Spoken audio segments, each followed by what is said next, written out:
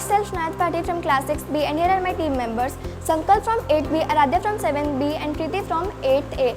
As we have seen traffic light, there is a blinking of lights so that we get to know when we have to move forward and stop.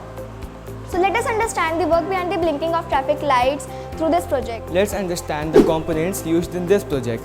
LED module, Arduino Uno board which works as an artificial brain for the robots, battery connector and jumper wires. So now let's understand about the connections and the coding of this project.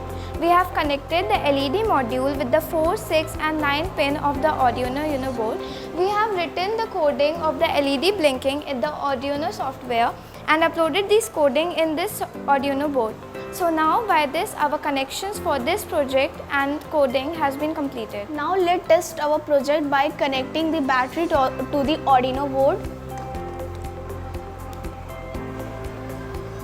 As we can see that the LED module started blinking one by one. This project helps us to create the traffic light signals. Also we can create the multiple signals through it. So this project has been completed successfully.